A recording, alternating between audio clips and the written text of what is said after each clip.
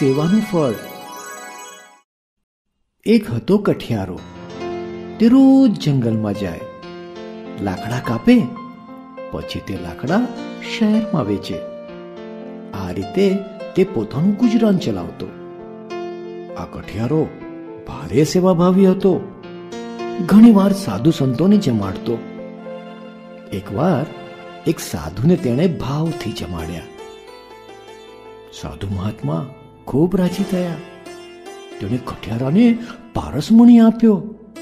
આ પારસમણી ખૂબ ચમત્કારિક હતો. લોઢાને અડાડે તો સોનું થઈ જાય. પરંતુ સાધુ મહાત્માએ કહ્યું, આ પારસમણી ફક્ત એક વાર કામ લાગશે, અને તે પણ આજ સાંજ સુધીમાં જ. સાધુ તો આટલું કઈ વિદાય થયા. પણ કઠિયારાને તો જાગ્યો લોભ. તે ઘરમાં લોઢાની મોટી વસ્તુ શોધવા લાગ્યો, પણ કંઈ મળ્યું નહીં. એટલે ગામમાં શોધવા ગયો. ગામમાં પણ એવી મોટી વસ્તુ ન મળી. તેથી બાજુના ગામમાં ગયો.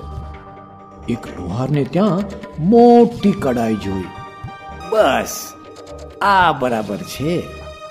આ મોટી કડાઈને પારસમણી અડાડીશ, પળવારમાં સોનાની કરી દઈશ અને માલામાલ થઈ જઈશ. આ રીતે તે વિચારવા લાગ્યો. તે કડાઈ લઈને ઘરે આવ્યો, પણ ઘરે પહોંચતા તો સાંજ પડી ગઈ હતી. કઠિયારો તો લોભમાં ભાન ભૂલ્યો અને સાધુએ કહેલી વાત પણ ભૂલી ગયો. તેણે જલ્દીથી તેની પત્ની પાસે પારસમણી માંગ્યો અને કડાઈને ઘસવા લાગ્યો.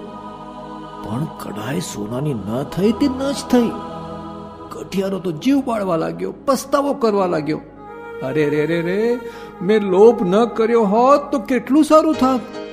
ઘરની જ કોક નાની વસ્તુને સોનાની કરી લીધી હોત તો. કઠિયારાની પત્નીએ તેને શાંત પાડ્યો.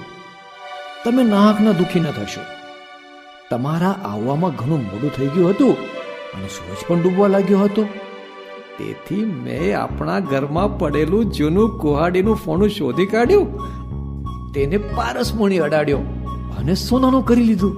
પત્નીએ ઘરમાંથી જગારા મારતું ફોણું લાવીને બતાવ્યું અને કહ્યું, જુઓ જુઓ, આ રહ્યું. પછી પત્ની તેને સમજાવવા લાગી, આટલા સોનાથી તો આપણી ઘણી ગરીબાઈ દૂર થઈ જશે. બહુ લોભ ન કરો, મહેનતથી જીવન જીવો, સાધુ સંતોની સેવા કરો. તેમની કૃપાથી આપણે ધન્ય થઈ જઈશું.